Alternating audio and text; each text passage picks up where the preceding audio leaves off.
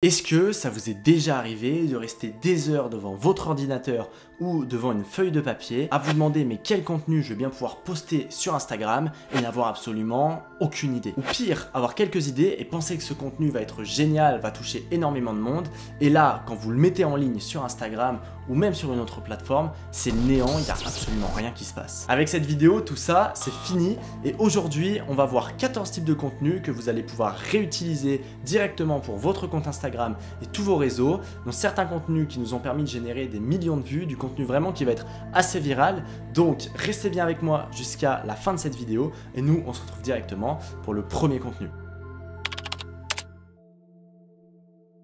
Le premier type de contenu qui est super intéressant, ça va être d'utiliser des marques ou des personnalités publiques. Parce que vous, personne ne vous connaît ou à l'échelle d'Instagram, très peu de monde vous connaissent. Par contre, McDo, tout le monde les connaît. Et ça peut être assez intéressant en termes de contenu. Par exemple, ce qu'on avait fait avec un client dans le domaine du coaching sportif, c'est qu'il avait pris l'exemple de la transformation d'Arnold Schwarzenegger. Cet acteur, tout le monde le connaît et ça lui permettait de profiter de la notoriété de cette personne et donc son contenu faisait naturellement beaucoup plus de vues. On l'a utilisé avec une autre cliente qui était coach en prise de parole et on lui a dit de faire un contenu sur Barack Obama et montrer comment Barack Obama réussissait à s'exprimer à l'oral, était bon, etc.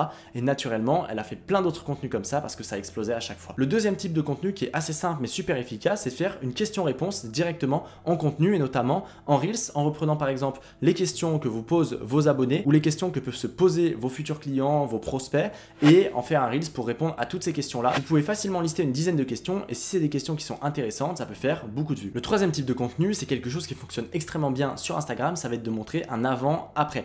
Par exemple, si vous êtes community manager, ça peut être de montrer un avant et un après d'un feed Instagram. Si vous êtes coach sportif, ça peut être de montrer un avant et un après de votre propre transformation ou alors d'une transformation de vos clients. Et vous pouvez vraiment faire ce type de contenu avec tout. Et si vous n'avez pas d'idée, ça peut être avec votre propre histoire. Par exemple, avant j'étais stressé, je ne savais pas parler en public. Maintenant j'ai fait plus de 10 conférences, etc. Et naturellement, votre cible va s'identifier à vous à travers ce type de contenu et ça peut devenir encore une fois très viral. Le quatrième type de contenu, ça va être de montrer les coulisses. Les personnes qui vont sur Instagram, c'est pas pour quelque chose de trop sérieux. Elles y vont pour se détendre, pour se vider la tête. Et donc, montrer les coulisses, ça peut être une bonne façon de créer de la proximité avec votre audience. Ça peut être les coulisses d'un concert si vous faites des concerts, ça peut être les coulisses de votre business, qu'est-ce qui se passe en interne et ça peut être super intéressant, notamment pour souder l'audience et montrer tout ce qui se passe derrière. Et les gens sont globalement curieux, donc ça risque de très bien plaire. Le cinquième type de contenu, ça va être de faire un tutoriel. Si vous êtes une agence, ça peut être comment utiliser Photoshop pour faire tel type de contenu. Je sais qu'il y a certaines agences, et je mettrai un Reels juste à côté vidéo, qui justement montrent comment elles réussissent à créer du design ou à créer du contenu vidéo. Je trouve que c'est super intéressant et ça rend super bien. Donc, faire un tutoriel pour répondre à une problématique de votre audience, ça peut être vraiment top. Le sixième type de contenu, ça va être de casser toutes les fausses croyances de votre audience et ça c'est super intéressant, ne serait-ce que pour vendre par la suite et en plus ça peut être très viral. Imaginons que vous êtes coach sportif et vous aidez des hommes à prendre du poids. Et bien peut-être que votre audience se dit non mais moi je peux pas prendre de poids parce que c'est mon métabolisme qui est comme ça. J'ai déjà tout essayé, ça marche pas, etc., etc. Et là vous pouvez prendre toutes ces fausses croyances là.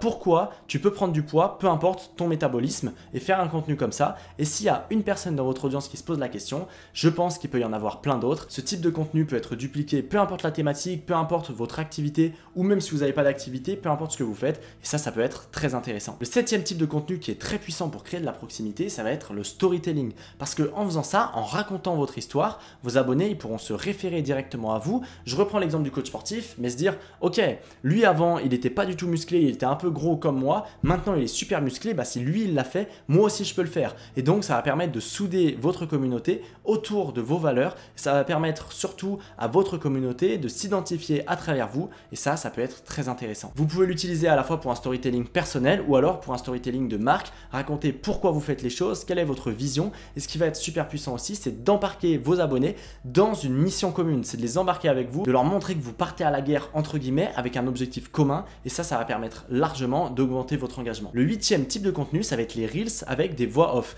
Vous en voyez peut-être passer des Reels où derrière il y a des extraits de films qui sont repris, on voit différents plans passer. Ça c'est quelque chose qui fonctionne extrêmement bien sur Instagram et je vous conseille d'aller dans les trends et de reprendre les trends directement. Donc vous pouvez aller dans les Reels et vous pouvez regarder les musiques qui reviennent souvent ou alors les paroles, les voix off qui reviennent souvent pour pouvoir les réutiliser. Vous avez juste à l'enregistrer et vous pouvez le réutiliser derrière sur un de vos contenus. Et ça peut être super intéressant parce que ça fonctionne très bien. Et j'en viens au 9e type de contenu, c'est d'utiliser ces voix off, mais vous faites vous-même la voix off. Et je vais vous mettre un exemple juste ici. Une journée dans ma vie de chef d'entreprise, c'est parti. Aujourd'hui, c'est une journée assez particulière car on fête les 2 ans de mon agence de communication. Et vous voyez, ce type de contenu est vraiment top et c'est quelque chose qui marche globalement très bien en ce moment sur Instagram, donc à utiliser sans modération. Le 10e type de contenu que vous allez pouvoir faire, ça va être utiliser des mèmes et je vais vous prendre un exemple d'un client qui est dans l'univers du burn-out. Non.